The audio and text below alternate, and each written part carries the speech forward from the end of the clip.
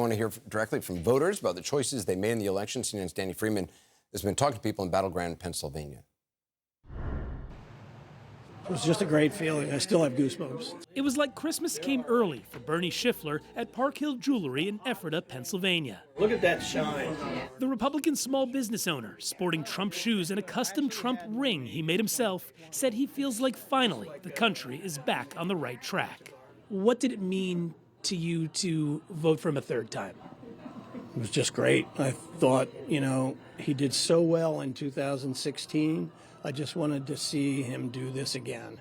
In the small red borough in the larger red Lancaster County, supporters of former President Trump echoed what his fans elsewhere felt around the country. How are you feeling this morning? I'm feeling relieved that America came together and saved our democracy. Gabby James says she's a Republican, but she's also pro-choice. I know the main concern here is women's rights, but strong women are going to always rally together and fight for our rights, and we need to vote and come together to make the right decision in the states. Unfortunately, it has come to that, but that was not my deciding factor in voting for Donald Trump. Are you concerned that President-elect Trump will be hostile to women's rights at all?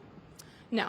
I think as a nation, women are going to come together and prove ourselves. In nearby Lancaster, a bluer city in the red county, Democrat Sarah Thomas said she couldn't believe in the end it really wasn't close. How are you feeling this morning?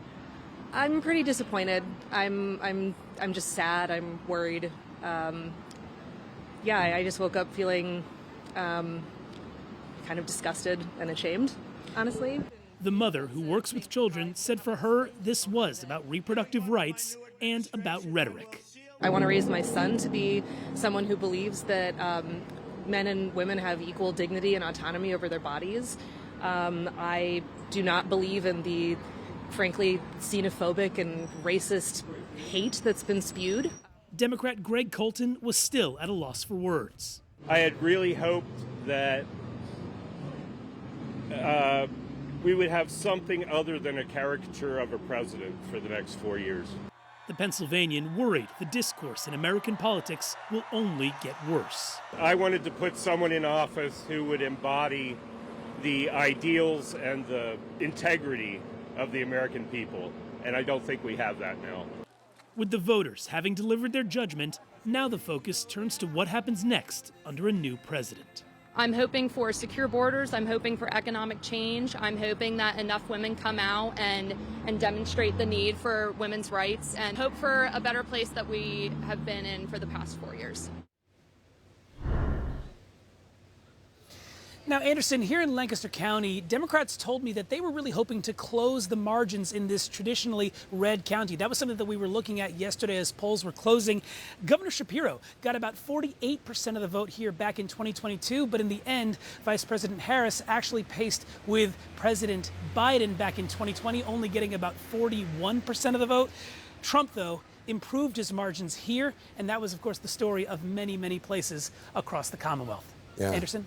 Danny Freeman, thanks so much. Appreciate it. Back with the team here in New York.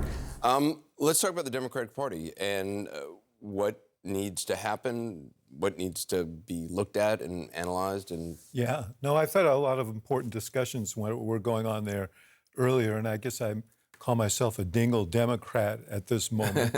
And I started talking about this last night. I think this wasn't just a problem in this election. This has been a growing problem over time. This disaffection among working class voters with the Democratic Party and the kind of growth of the Democratic Party as a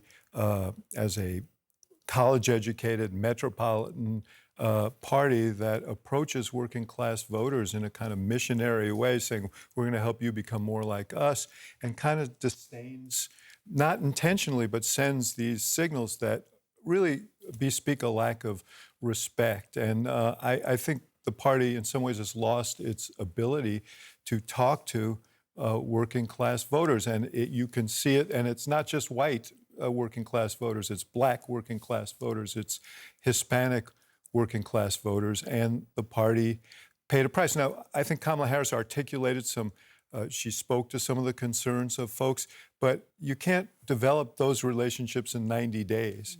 The second conversation that happened had to do with Biden, and I just want to point out that Yeah, there was a quote in earlier from an unnamed person, longtime aide to President Biden, saying twice our party leaders in 2016, 2024 pushed aside Biden for someone who would generate more enthusiasm. Twice we lost.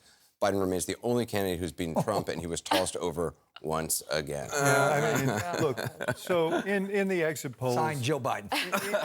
In the exit polls yesterday, Joe Biden had a 40% favorable approval rating. Nobody would get reelected with that number, but more importantly, Kamala Harris, among the 59 who disapproved of him, she lost 82 to 16. The whole campaign that was run against her linked her to Joe Biden. And the reason that people had concerns about Biden weren't so much this, but I mean, I raised concerns a year and a half ago and had nothing to do with Barack Obama. It had everything to do with age. I said then my concern wasn't political; it was actuarial. Yeah. And how do you tell people that you should elect someone who's going to be closer It is to 90 remarkable, than and 80? at some point, I don't know if there will be a reckoning or some sort of. But I have a lot to say. yeah, okay, Van, go ahead. I mean, I wasn't trying to cut you off. No, please go ahead. No, I mean, big picture, in 2016, these two parties had flaws, and they were about hypocrisy. You had the Republican Party, which is the party of Lincoln, the party of radical individual liberty, that had somehow smuggled in a bunch of white nationalists. And you're like, hold on a second, that doesn't make sense. Is that going to blow up the Republican Party? At the same time, you have the Democratic Party, the party of FDR and working class people, that has smuggled in all this elitism, where if you weren't eating kale, you weren't allowed in the door. I said, hold on a second, that's not going to work. I actually wrote a book about this. Like, both of these parties had fundamental hypocrisies. And the question was the racism in the party of Lincoln going to blow up that party, or was the elitism in the party of FDR going to blow up our party? Well, guess what? Our party just blew up. It blew up because of the elitism. But it's not just the elitism that's obvious. The condescension, the smarty pants stuff, the changing what you got to call people every 6 months. Somebody called me a BIPOC. What is it? I've never gone to a BIPOC church or had a BIPOC food. I mean, they just make up stuff. I don't even know what that means. That's what I'm saying. Like they literally make up stuff every 6 months to make sure that you feel like an idiot. But that's not the worst of it. It's much more insidious.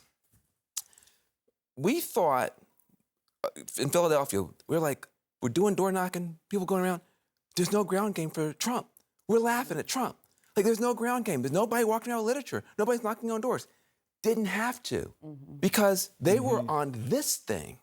They were. What is that? This turns out to be a smartphone that makes you dumber the more you look at it. But it turns out that the working class is getting its information completely differently on channels that we don't know anything about, on streaming platforms that we're not at, on gaming services. Right. And the Trump campaign was putting information, ads. We woke up in a body bag and didn't know it, because we thought we did something on 60 Minutes and here on CNN, it turns out that the elitism had gotten so bad that we didn't even understand where the working class was. And that is much deeper a problem than I think we recognize. Let me eat my crow before I let David Urban speak. So I always thought Trump could win. I did not think he would win by these margins. And I misread the room on a number of things. I always kind of focused on suburban women. And what I think the Democrats so heavily focused on was abortion, abortion, abortion. This is going to be the animating issue. It was in the 2022 midterms. It turns out that it sounds like a lot of these states are kind of okay with what Trump said, which is let the states deal with it, including the fact that most of the battlegrounds, other than Georgia, was the only one that had a particularly restrictive law. People separated the vote. They were able to separate the candidate from the issue.